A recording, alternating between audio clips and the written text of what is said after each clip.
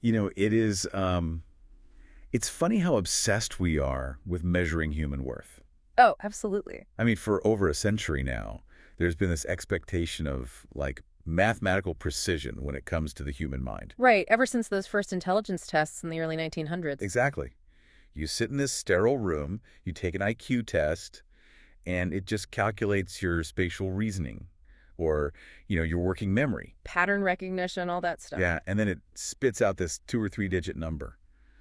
And society basically points at that number and says, well, there it is. That's your label. Right. That is the ceiling of your potential. Mm. It is exactly how smart you are. I mean, it is incredibly comforting for society to operate that way. We inherently like things to be easily categorized. Oh, for sure. We love a good metric. Yeah, we like visible metrics. We like things that fit neatly onto a bell curve. It gives us this sense of order and predictability. Just who should be in charge, right? Who gets the scholarships? Exactly. Who should be the CEO? Right. It's very clean. A high number means you're a genius, and a low number means you're, well, fundamentally lacking. But the thing about those tests is... they only measure a very specific type of localized processing speed. Yes. They just measure your ability to manipulate material logic. Like they measure the hardware's ability to run certain pre-installed software, basically. That is a great way to put it. But today, we are stepping into a landscape of linguistics, neurology, and ancient texts that completely shatters that neat little bell curve. It really does. It completely tears it down. We're pulling from a deeply provocative framework established entirely by Dr. Khaled Waleed. It's his text titled Cleverness and Idiocy, the neural light versus the absent mind. What a text it is. I have to say, reading through Dr. Waleed's work, it feels less like reading a theory and more like experiencing, an intellectual earthquake. Yeah, it's intense. He completely dismantles everything we thought we knew about what makes someone brilliant or, conversely, what makes someone a fool. It is the absolute definition of a paradigm shift. Totally. And I think it's important we establish right here at the top that all the revolutionary concepts, the linguistic breakdowns of Arabic roots, all of it... neurological syntheses. Yes. All of it that we are going to explore today is entirely Dr. Khaled Waleed's framework. His immortal thought and newborn pen, as the phrasing goes. Exactly. He is taking these ancient Quranic concepts and running them through the lens of human biology in a way that is incredibly challenging to our modern sensibilities. It really pushes back against how we live right now. We are moving from a world where intelligence is seen as a static, inherited genetic trait. Like a biological lottery ticket. Right, into a world where intelligence is defined as a highly active, dynamic, and profoundly deliberate state of being. And that is exactly our mission for this deep dive. We are going to deconstruct the way you, the listener, think about your own brain. Because most of us just accept that our intelligence is our raw calculation speed. Yeah, but Dr. Waleed proposes something radical. He asks, what if intelligence is actually a measurable, active spiritual connection? A connection that physically, structurally alters your brain architecture. Which is wild to think about. Yeah. And on the flip side, what if stupidity has absolutely nothing to do with processing power? Right. What if it is instead a state of being completely fundamentally absent? It is a framework that forces you to look in the mirror and ask a very uncomfortable question, honestly. Oh, very uncomfortable. Are you actually as smart as your degree and your salary suggest? Or are you just functionally asleep, heavily medicated by the illusions of the society around you? Okay, let's unpack this. To really grasp how Dr. Waleed arrives at this, we cannot use our standard English definitions. No, they don't map over correctly. We have to look at the Arabic terminology he analyzes, starting with the word for intelligence itself, which is al-zaka. Right. If we want to understand what true intelligence is in Dr. Waleed's framework, we have to just throw out the concept of calculating speed entirely. Just toss it out the window.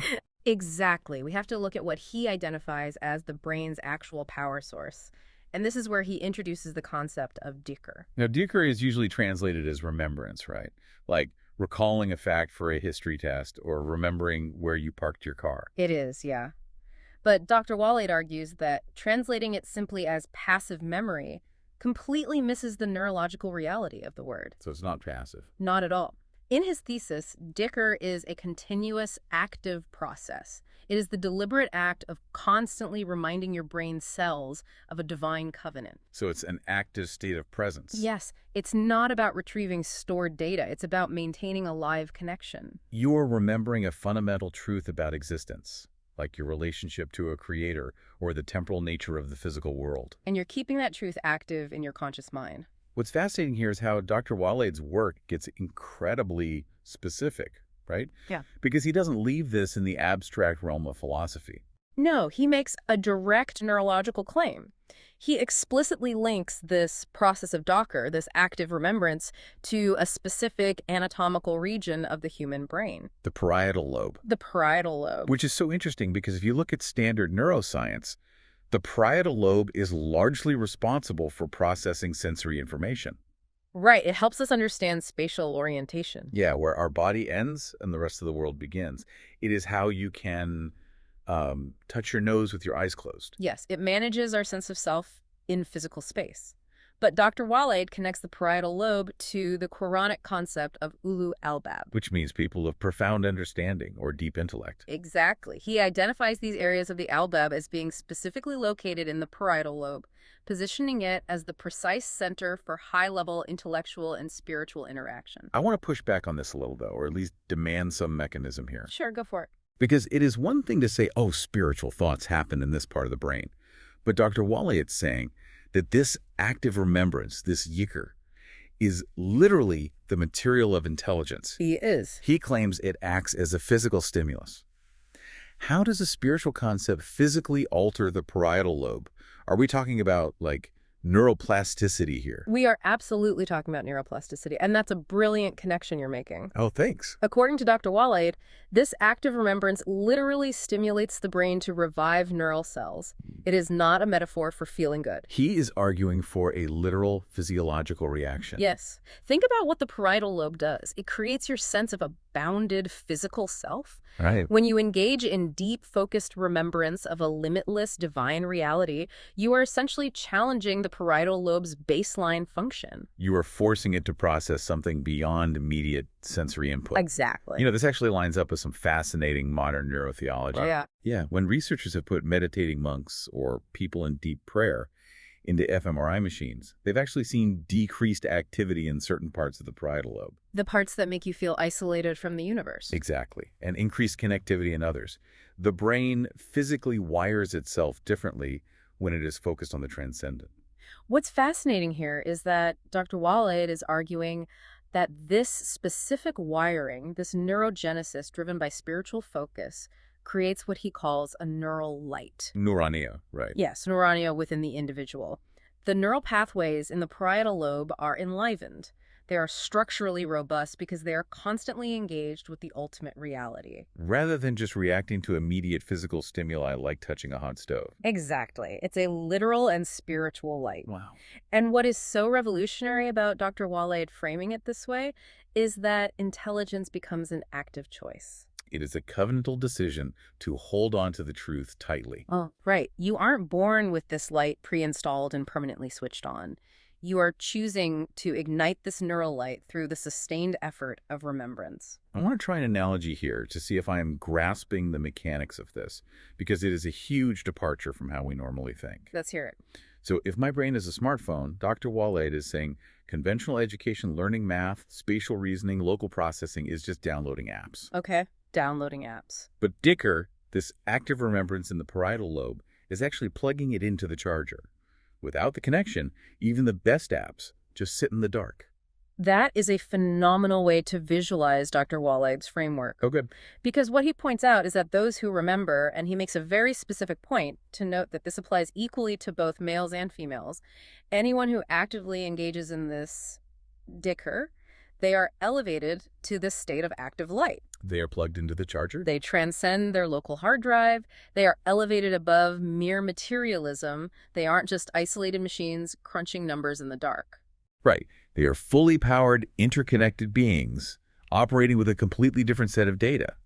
But wait, that implies something kind of terrifying about human intelligence. What's that?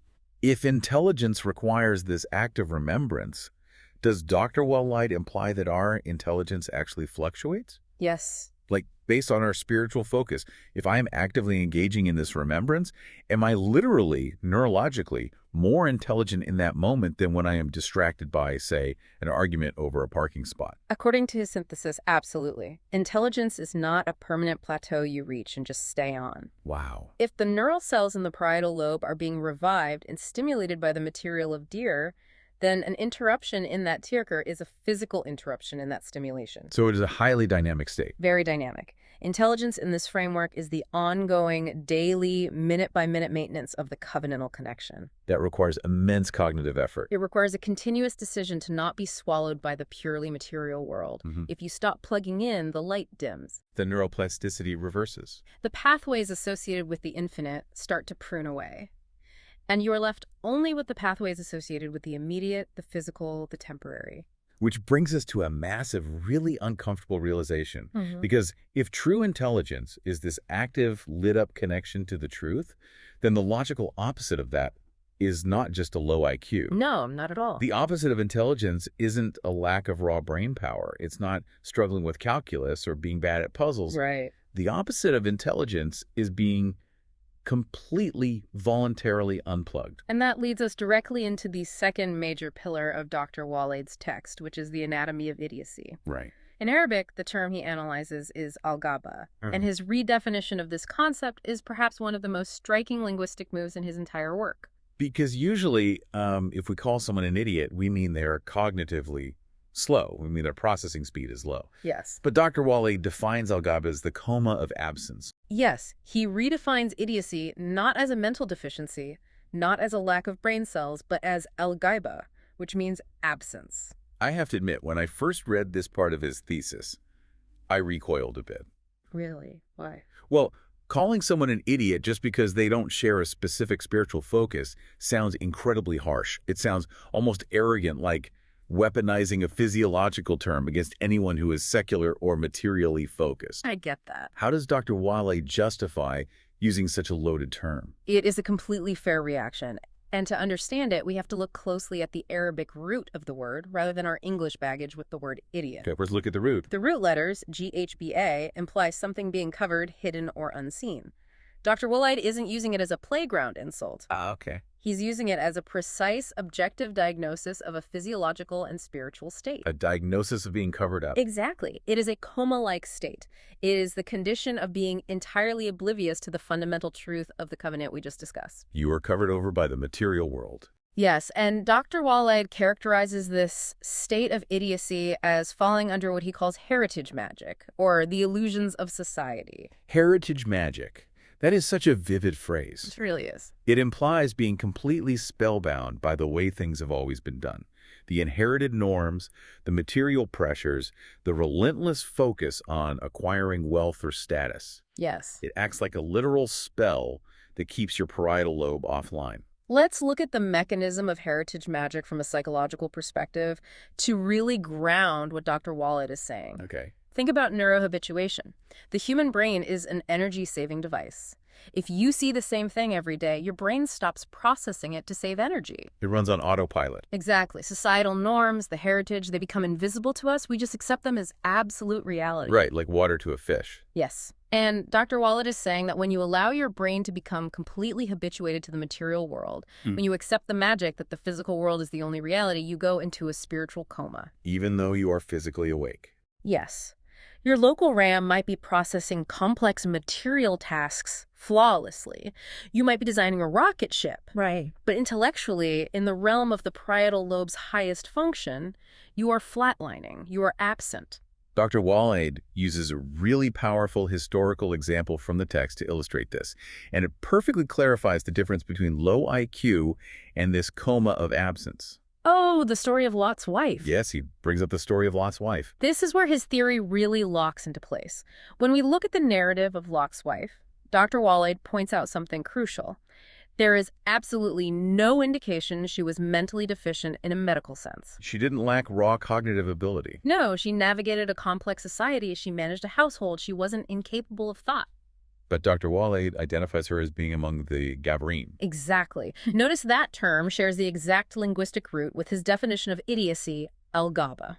Oh, wow. She was literally categorized as one of the absent ones. The absent ones. Her idiocy, her GABA, was a cosmic covenantal amnesia. She was surrounded by the truth. She literally lived with a prophet. The Wi-Fi signal, so to speak, was at maximum strength in her own home. Yes. Yet she remained firmly plugged in to the material illusions, the heritage magic of her doomed society. When the moment came, her focus was entirely on the physical city behind her, not the divine reality. Her failure wasn't a failure of IQ, it was a failure of presence. That reframes everything, because it takes this ancient story and turns it into a mirror for the modern world. It really does. It means you can be incredibly capable, highly functional, and universally respected in the material world, but still be fundamentally, catastrophically an idiot in this cosmic sense. So what does this all mean? Let's explore that. Think about how this applies today. Let's take the archetype of a highly successful modern individual. Let's imagine a brilliant CEO. Okay, let's build this out. We have a Fortune 500 CEO. They run a massive logistics network. They manage thousands of employees, navigate volatile global markets, and their IQ is off the charts. They are reading a book a week, optimizing their diet, maximizing their productivity. According to society's bell curve, this person is the pinnacle of human intelligence. Yes, they are the ultimate master of the local hard drive. But could they be functionally an idiot in Dr. Waleed's framework? Yeah. Because they are completely absent from the covenant. Based purely on Dr. Waleed's thesis, the answer is an unequivocal yes. Wow. And in fact, they might be deeper in the coma than someone with far less responsibility, because the CEO's entire cognitive bandwidth is consumed by the material. Their processing speed for market data is incredibly fast. Yes, but if they are disconnected from the Decker, if their parietal lobe is starved of that neural light, then structurally, spiritually, they are operating entirely in the dark. They are running the most complex apps available, but the phone isn't plugged into the wall. It is running on a battery that is slowly dying, completely disconnected from the power source. Exactly.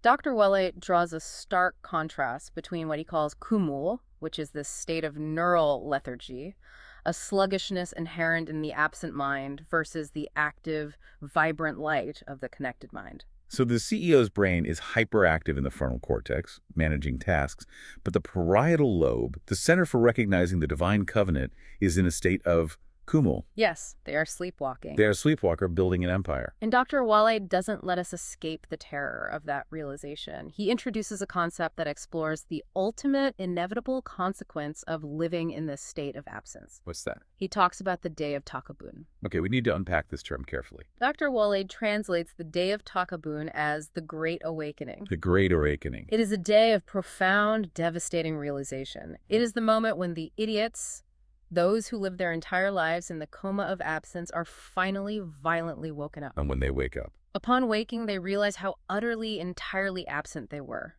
Dr. Waleed describes them as having spent their entire lives in a dizziness of ignorance. A dizziness of ignorance. That's haunting. And the tragic irony is that while they were in this dizzying coma, they mistakenly thought they were doing great things. Like our CEO, they thought they were building a legacy. They thought they were the smart ones. Yes. On the day of Tahabun, the illusion of the heritage magic shatters completely. The local hard drive crashes, and they are forced to look at the cloud.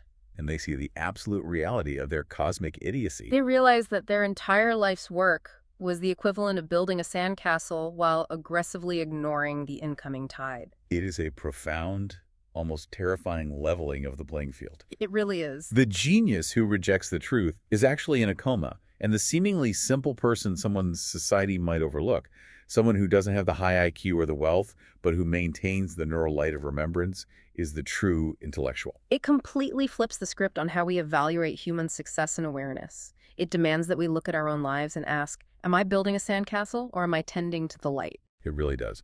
But here is where Dr. Waleed's framework takes a turn that I found genuinely mind-bending. Oh, yeah. Yeah, because up to this point, it feels like a binary.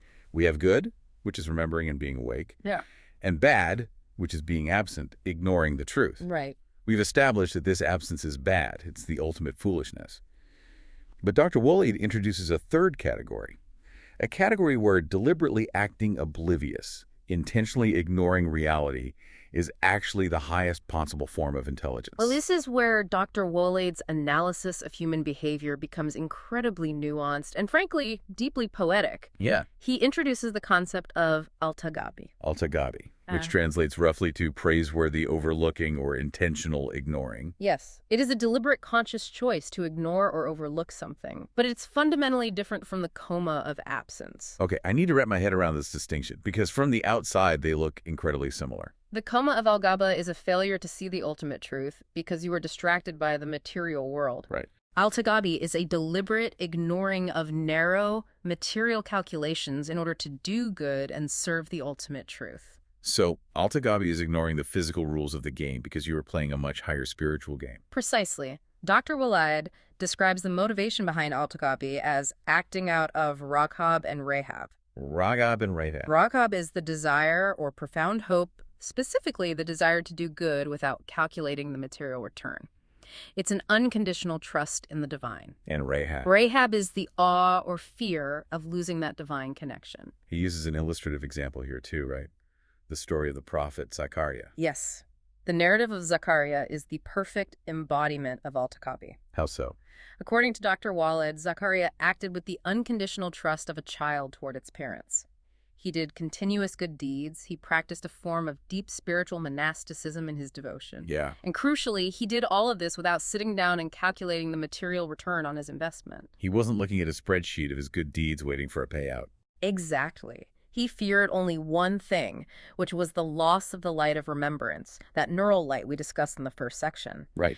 He ignored the limiting physical laws of his reality, namely his advanced age and his wife's barrenness, because he was so intensely focused on the limitless power of the divine. Let's look at the mechanics of this. In standard game theory, any action you take should have a calculable benefit. Sure. If you expend energy, you should get a return. If Zachariah is an old man, basic biology and material logic dictate that having a child is impossible. A rational materialist mind would say, give up. Don't waste your energy hoping for this. Right. The materialist mind would calculate the odds as zero and just stop trying. If we connect this to the bigger picture, Dr. Waleed is showing how al-tagabi elevates the soul entirely above those material mechanics. Yes. By actively choosing to ignore, to practice al-tagabi toward the material limitations of biology, Zachariah opened the door for a reality that supersedes biology. He was granted a child, John the Baptist, against all biological odds. Because he refused to let material calculations dictate his spiritual actions. He was foolish in the eyes of a biologist. He was delusional in the eyes of a statistician. But in Dr. Waleed's framework, he was operating at the absolute peak of neural light. Let's ground this in the modern world, because I think this concept of al-tagabi is actually something we encounter, but we often mislabel it. Give me an example. Think about a parent who gives up a highly lucrative, prestigious career trajectory to stay home and raise a child with special needs. To the corporate world, to the heritage magic of modern capitalism, that decision is foolish. Right. The spreadsheet says they're losing millions in lifetime earnings. Yes. The society in the coma looks at them and says, what an idiot. You are throwing your potential away. Exactly. Or think about the worker who refuses to sign a lucrative deal because they know it relies on unethical labor practices overseas. Oh, that's a good one. Their coworkers might look at them like they are crazy. They'll say, everyone does it. You're just ignoring reality. You're leaving money on the table. Those are perfect modern analogies for al-tagabi. In both cases, the individual is engaging in a praiseworthy overlooking. They are deliberately ignoring the material spreadsheet, the lost wages, the missed bonus, because they are acting out of rahab and rahab. They desire to maintain their internal moral light, their covenantal connection, more than they desire the material reward. Here's where it gets really interesting, though. There is a massive paradox here that we need to untangle for the listener. Okay. Because the highest form of Dr. Waleed's intelligence, this praiseworthy overlooking, this unconditional giving without calculation, it looks exactly like foolishness or naivety to a purely materialistic world. It really does. And worse, it can look very similar to the dangerous coma of absence we talked about earlier. It is the thinnest of lines from the outside. Both involve a rejection of immediate material reality. So, for you listening right now, how do we tell the difference? Yeah. How do we differentiate between this praiseworthy overlooking al-tagabi and the highly dangerous coma of absence al-gaba? It's tricky. Because if someone is ignoring a problem, are they being a spiritual genius or are they just being deeply irresponsible? It is a crucial distinction, and Dr. Waleed's framework provides a very clear dividing line. It all comes back to what is being ignored and why. Okay. It is the difference between being blind and being blinded by the light. Oh, wow. Okay, break that down for me. Bad absence. The idiocy of Al-Ghaba is forgetting the ultimate truth. It is being hyper-focused on the material world, on the spreadsheet, on the social ladder, while being oblivious to the covenant. You are ignoring the divine because you're obsessed with the physical. Yes. Yeah. You are captivated by the heritage magic. You are asleep. Right. You are in a coma.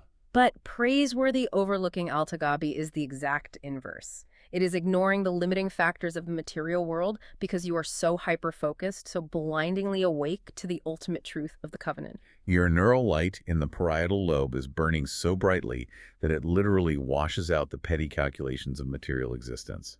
Wow, yes. So one is a state of delusion born from ignorance, and the other is a state of hyper-lucidity. Al-Ghaba is closing your eyes and pretending the cliff isn't there.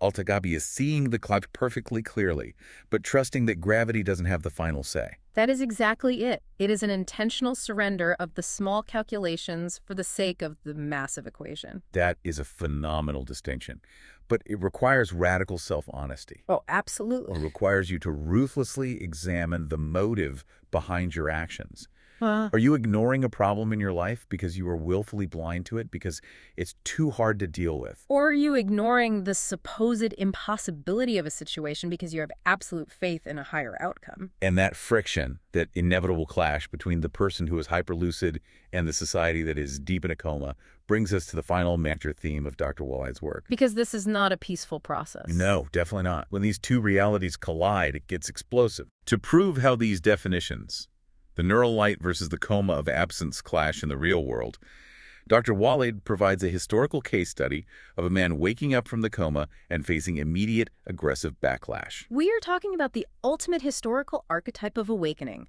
the story of Abraham. Abraham breaking free from the heritage magic of his society. Yes.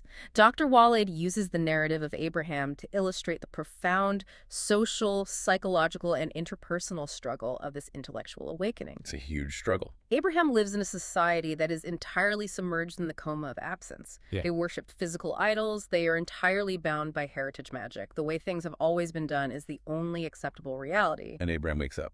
He wakes up. His parietal lobe, in Dr. Waleed's neurological terms, is illuminated by the Dikr. He sees the physical idols for what they are, just stone and wood. He recognizes the divine covenant. He plugs in. He plugs in. And Dr. Waleed zeroes in on the exact pivotal moment of conflict. It's the moment Abraham's father realizes that Abraham is waking up. And Dr. Waleed notes that the father, Azar, represents more than just a parent here. He represents the educator, the enforcer of societal norms, the guardian of the heritage magic. And when the father realizes Abraham is rejecting the idols, he doesn't just say, oh, well, my son is going through a phase. Yeah. We have a difference of theological opinion. The reaction is visceral. It is highly aggressive, and it stems from a place of deep cognitive threat. Right. When a society is in a coma, anyone who wakes up is not seen as a visionary. They are seen as an existential threat to the fabric of reality. Dr. Waleed highlights the specific Arabic phrasing the father uses when he confronts Abraham, right? Yes. He asks, are you intentionally ignoring my gods? In Arabic, Aragiban Antan Allahari. Are you intentionally ignoring my gods? That phrasing is incredible because he doesn't ask, did you forget them? He asks if it's intentional. And that is the crux of Dr. Waleed's analysis of this interaction. The father recognizes that Abraham isn't just randomly absent-minded. He sees the intentionality. He recognizes Abraham's new neural light, his new state of awareness. But the father, still trapped in the coma, misinterprets it. Because through the lens of the coma, light looks like an attack. Exactly. The father views Abraham's enlightenment as an offensive, intentional overlooking of the societal gods. He sees Abraham practicing that deliberate ignoring we just discussed, Al-Tagabi. Abraham is ignoring the material idols because he is focused on the divine. But the father perceives it as a direct threat to the heritage magic that gives his life meaning. Abraham makes the covenantal decision of true intelligence. He chooses the light. And his father, faced with the undeniable reality of that light, makes a conscious, tragic choice to remain in the coma of absence. And look at the father's reaction. It isn't debate, it is violence. He threatens to stone Abraham. He essentially says, I will kill you before I let your wakefulness disrupt my sleep. I want to relate this directly to the psychology of our everyday lives, because this dynamic, this friction of awakening, is deeply human and happens all around us. Yeah, absolutely. Think about what psychologists call the crabs in a bucket mentality. Oh, that's a perfect parallel. Whenever you try to break out of a toxic cycle, or you realize a societal illusion, maybe you decide to stop drinking in a social circle where everything revolves around alcohol. Or you realize the illusion of keeping up with consumer trends and you downsize your life. The moment you wake up and step back from that specific heritage magic, the people who are still asleep in that illusion don't just misunderstand you, they feel actively threatened. Because your wakefulness forces them to question their own coma. Exactly. According to Dr. Waleed's reading of this dynamic, they will actively try to force you back into the coma. Your wakefulness is an agonizing bright light to someone who desperately wants to stay asleep in the dark. They will call you foolish, they will mock your choices, they will threaten your social standing. They will essentially ask you, just like Azar asked Abraham, are you intentionally ignoring the things we all agree are important? This raises an important question about where we ultimately belong. And Dr. Waleed answers this with a brilliant geographical metaphor at the very end of his text. Right, about where you ultimately choose to reside, both spiritually and intellectually. The metaphor of Mecca versus Baca. Yes. No. Dr. Waleed creates a stark, contrasting landscape. On one hand, you have the desert of Mecca. In this specific metaphorical context, he uses the barren desert to represent the barrenness of ignorance. It is the wandering state of the idiot who is disconnected. They are lost in the sandstorm of material illusions, blowing whichever way the heritage magic dictate. They have no roots. They are just surviving in a harsh material landscape. Precisely. But on the other hand, you have Baca, referring to Jerusalem, which he uses as the metaphor for enlightenment, profound connection, and the anchoring of the ultimate truth. It represents the destination of the connected, enlightened individual whose parietal lobe is activated by the neural light of remembrance. It is the ultimate choice between wandering aimlessly in a coma or being anchored, deeply rooted, and illuminated. It is the fundamental choice between the dizziness of the absent mind and the focused, laser clarity of the neural light. We have covered an immense amount of ground today, and honestly, it is a testament to the absolute density and brilliance of Dr. Khaled Waleed's framework. It really is. He has taken linguistics, history, and neurobiology and woven them into something that forces a total reevaluation of how we live. Let's do a quick review of the massive paradigm shift we've explored today. That's good. The core takeaways from Dr. Waleed's work are profound. First, we must understand that true intelligence is not a static number on a test. Nor is it raw material brain power. Right. True intelligence is a covenantal connection. It is an active deeker or remembrance that literally, physiologically lights up the parietal lobe and creates a neural light. Second, idiocy, or al-GABA, is not a lack of cognitive ability or a slow processing speed. It is the tragic, often self-inflicted coma of being fundamentally absent from the truth. Spellbound by the heritage magic and societal illusions, much like the tragedy of Lot's wife. Third, true wisdom sometimes requires al-tagabi, a praiseworthy overlooking. It requires deliberately ignoring worldly, material calculations, ignoring the spreadsheet of life, in order to maintain your divine connection and do pure good. Just as the prophet Zachariah did. And finally, when you make the choice to wake up from the coma and ignite that neural light, you have to be prepared for the friction. You will face the resistance of a sleeping society that feels threatened by your wakefulness, just as Abraham did with his father. It is a framework that redefines every single interaction, every priority, and every decision we make throughout our day. So to you, the listener, I want to address you directly. You are not bound by a static measure of intelligence. Your worth, your wisdom, and your potential are not decided by an IQ test you took in high school. Or the societal metrics of success you've inherited.